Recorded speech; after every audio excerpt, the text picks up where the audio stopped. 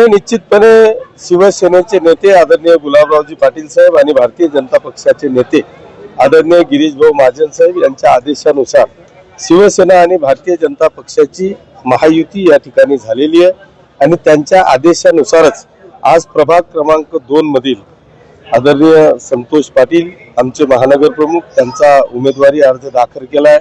सागरदादा पाटील, सागरदादा सोनवणे आणि आमच्या दारकुंडे ताई या 3 लोकांचा उमेदवारी अर्ज आज आपण दाखल केला आहे।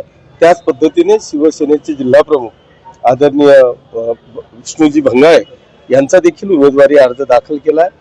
मला असं वाटतं की शिवसेना आणि भारतीय जनता पक्षामध्ये अतिशय जल्लोषाचं वातावरण आहे।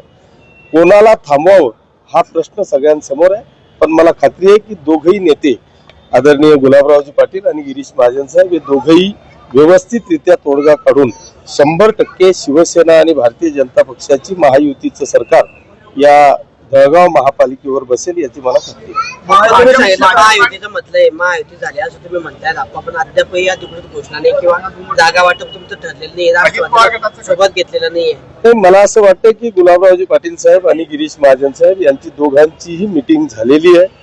तो जो काही कालचा क्षण होता तुम्ही जो मीडियामध्ये दाखवला, मला वाटतं तो क्षणिक होता, तेवढ्यापुरता तो विषय असतो, परंतु शिवसेना आणि भारतीय जनता पक्षाची युती ही नक्की झाली। राष्ट्रवादीचं काय मत? नाही, त्यांच्याशी अनिल दादांशी मला वाटतं बोलणं झालेलं आहे। माझ्या मते राष्ट्रवादी बरोबर सुद्धा म्हणजे शिवसेना, भाजप आणि राष्ट्रवादी हे जे सरकारमध्ये असलेले 3 पक्ष आहेत त्या 3 पक्षांची महायुती झालेली आहे असं माझं मत आहे। किती जागा मिळणार? बोललेलं नव्हतं की महायुती झाली, चर्चा चालू आहे, गिरीश महाजनांचं म्हणणं नाही, ज्या वेळेस आमची पहिल्यांदा हॉटेल प्रेसिडेंटला मीटिंग झाली त्या मीटिंग मध्ये आमचा 25-50चा फॉर्म्युला ठरला होता आणि त्यामध्ये 50 मध्ये राष्ट्रवादी काँग्रेसला काही जागा देऊ अशा पद्धतीची चर्चा त्या ठिकाणी प्राथमिक झालेली होती। त्याच्यानंतर राष्ट्रवादीच्या बरोबर काय मीटिंग झाली हे मला माहित नाही। आपल्याला किती जागा मिळणार आहे? 25-50चा आमचा फॉर्म्युला ठरला होता, हेच मी आपल्याला सांगतोय।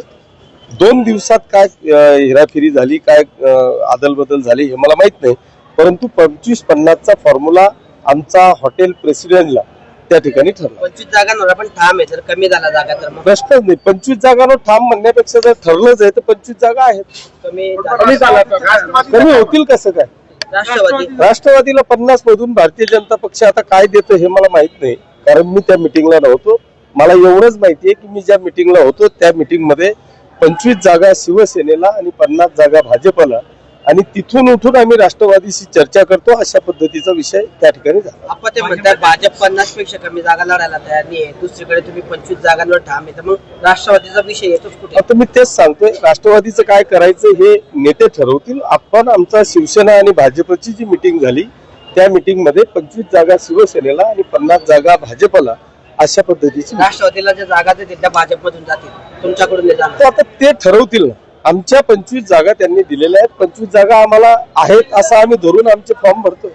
ज्या पद्धतीमध्ये तुम्ही एक हाती स्वबळावरती सत्ता मिळवली तसं जळगावमध्ये घडू शकलं असं वाटतं? घडू शकलं असतं, पण शेवटी महापालिकेचा विषय आहे। वरिष्ठांनी अशा प्रतीचे आदेश केलेले आहेत की शक्यतो महापालिकांमध्ये शिवसेना, भारतीय जनता पक्ष आणि राष्ट्रवादीची युती करा अशा पद्धतीचे आदेश दिलेले आहेत। प्रयत्न सगळेजण करताय की आपली महायुती राहावी, कारण शेवटी जर का विकास करायचा असेल तर शेवटी सत्तेशिवाय शहाणपण चालत नाही। इथं पालकमंत्री शिवसेनेचे आहेत, मुख्यमंत्री माननीय देवेंद्रजी फडणवीस साहेब भाजपचे आहेत, नगर विकास मंत्री शिवसेनेचे आहेत आणि जळगाव शहर मागच्या 10-15 वर्षात खूप मागे विकासात्मक दृष्ट्या फेकलं गेलंय। त्याच्यामुळे जर खऱ्या अर्थाने या जळगाव शहराचा विकास करायचा असेल तर सत्तेशिवाय शांतपण चालणार नाही। त्याच्यामुळे मला वाटतं सत्तेत हे आले पाहिजे, त्या युती त्या पद्धतीने युती चालली। आपले पालकमंत्री होते, बऱ्याचशा कार्यकर्त्यांचे एकमत होत नव्हतं असायचं, काही महत्वाचे 4-5 वार्ड आहे त्याच्यामध्ये एक वाक्यता होत नव्हती, बीजेपी आणि सेनेवर प्रश्न असा आहे की विरोधकांना उमेदवार मिळत नाही आणि आमच्याकडे शिवसेना भाजपमध्ये कोणाला द्यावं कोणाला थांबवावं हा प्रश्न आहे। त्याच्यामुळे उमेदवारांनाच अपेक्षित आहे की इथे शिवसेना भाजपचं सरकार येईल, त्याच्यामुळे इथे रांगा लागलेल्या आहेत, त्याच्यामुळे तिथं तो प्रश्न येणारच आहे। आपले पालकमंत्री होते, या ठिकाणी कार्यकर्त्यांची, पदाधिकाऱ्यांची सर्वांचीच भावना होती की आपण या ठिकाणी पूर्ण 75 जागा लढवल्या पाहिजे होत्या।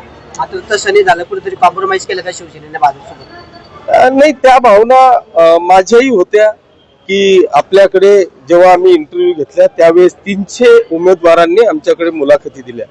तीच परिस्थिती आज भाजपची आहे. भाजपचं आताही मी तिकडून आलो तो कार्यालय एकदम फुल आहे.